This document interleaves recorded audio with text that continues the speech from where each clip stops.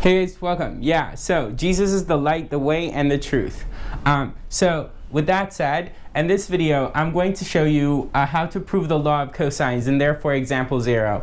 In addition, I'm going to give you at least 3 practice examples 1, 2, and 3, and there's a really cool problem that I want to do as an example from a math contest, but I have to track it down. So sometime when I find it, it's about 3 packed semicircles, and so look out for the actual examples. But yeah, here we're going to prove the law of cosines. All right, cool. So to prove the law of cosines, we need a triangle like triangle ABC configured exactly as you see it here, which is an altitude is drawn from A to side BC, and where the altitude meets side BC, let's call D. So this here is D. Got it.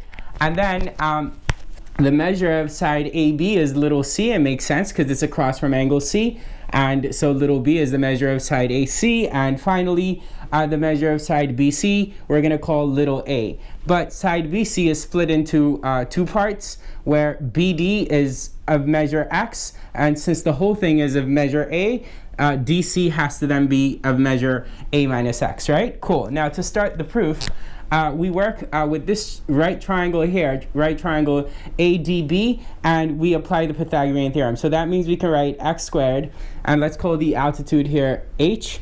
So x squared plus h squared is equal to c squared.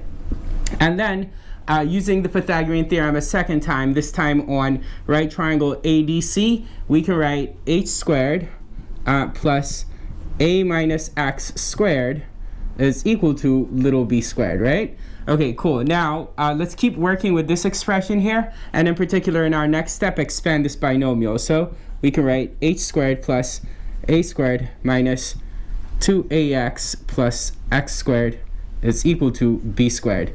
Now, let's rearrange the terms in this last equation and write h squared plus x squared. So group these two together, and then write the rest of it as it appeared in the previous step. So that means that we write this, right? Now I wanted to group these two together because look here, h squared plus x squared, which is same as x squared plus h squared, is c squared. So we replace this here by c squared. So we have c squared plus a squared minus 2ax is equal to b squared. So we're almost there. Now the next thing we're going to do is get back to this right triangle ADB and look at the right triangle ADB from the perspective of angle B. From the perspective of angle B, notice the cosine of angle B is adjacent over hypotenuse. That is, cosine of angle B is x over c. All right, and this right triangle ADB. So in the right triangle ADB, cosine of B is equal to x over c. And so multiplying this equation on both sides by c, we see that c times cosine of angle B is equal to x.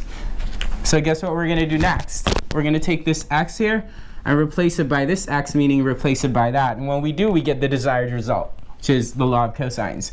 So we start with c squared, right? C squared plus a squared, and then it's minus 2a, and then x is c cosine of angle B, so c, and then times cosine of angle B is equal to what? It's equal to little b squared, right? There we are. Okay, cool. So clearly this is one version of the law of cosines from the perspective of side little b, or side measure little b and angle B. But if we write it from the perspective of side little a, we can write that little a squared is equal to little c squared. I'm going to stop saying little, like not rappers, right? Okay, c squared plus, yes, I laugh at my own jokes, b squared minus 2cb, and then cosine of what? Cosine of angle A, right? Okay, cool, there we are. But the most popular version is probably written from the perspective of little c squared, and that's a squared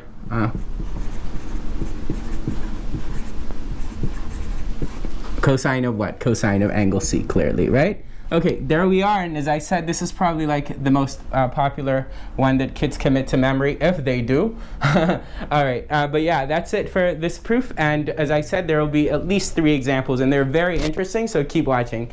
All right, follow Jesus, or at least follow Allah.